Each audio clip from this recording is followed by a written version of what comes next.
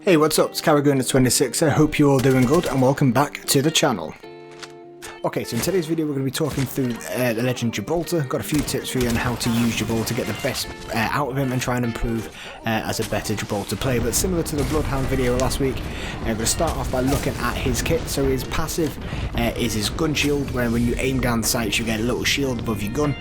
It can be really good. It has got 50 HP, but it will also tank any bullet that comes into it before it breaks.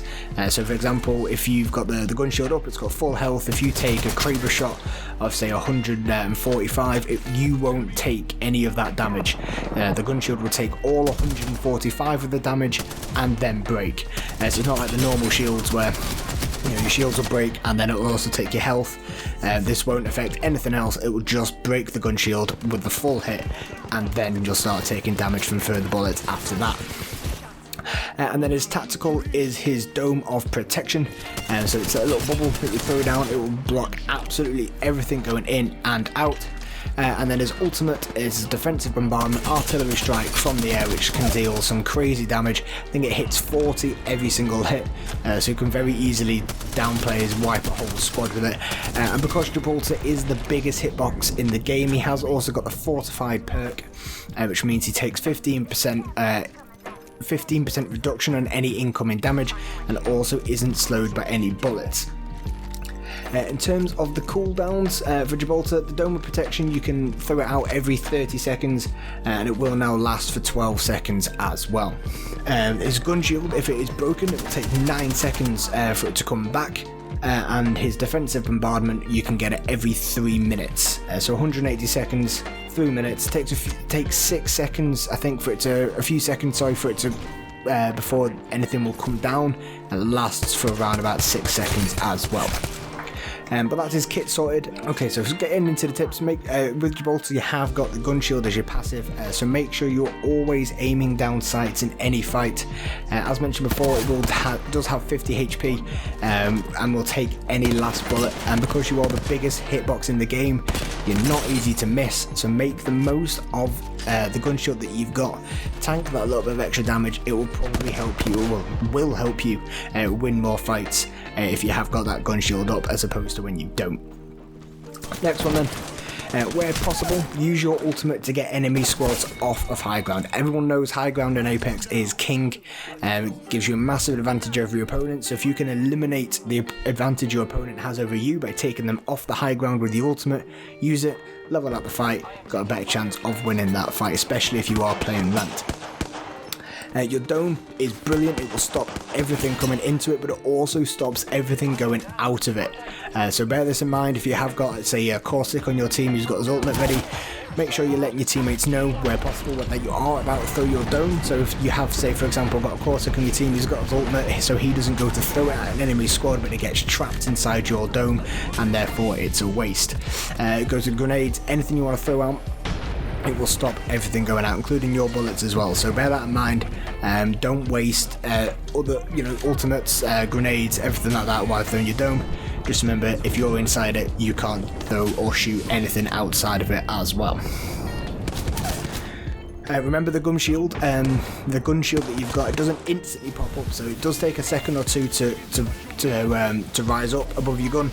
So when you aim down sights, just bear that in mind. If you are always make sure to pre-aim down your sights before you are taking a fight, before you're going to go around a corner. That way, if there is an opponent there, you have got your gun shield up and ready, so you can take more damage, take them off guard, and tank a lot more shots. Don't want to be caught out in the open in a fight, or you don't want to be caught in a fight with your gun shield down. If you've got it available, use it. Gibraltar is now the only legend to have fast heal. You can heal up faster when you are inside his dome. You can also revive a little bit faster inside his dome as well. But Gibby is now the only legend to have the fast heal perk. Counts for all of the teammates that are inside that dome. So use your dome, help your teammates out. If you do need to heal quickly, the squad mates need to heal quickly in a pinch in the middle of a fight, throw your dome and you can heal that a little bit quicker, get straight back into the fight again. Also remember though, your dome is very easy to see at long ranges. An enemy will just see this giant orange bubble across the map, so don't use it if you don't need to, as you'll probably attract the attention of unwanted squads. if you are in a fight and you have got your dome down, peek in and out of it, come out to the front, to the side, to the left, you know, to the back of it, any way you want.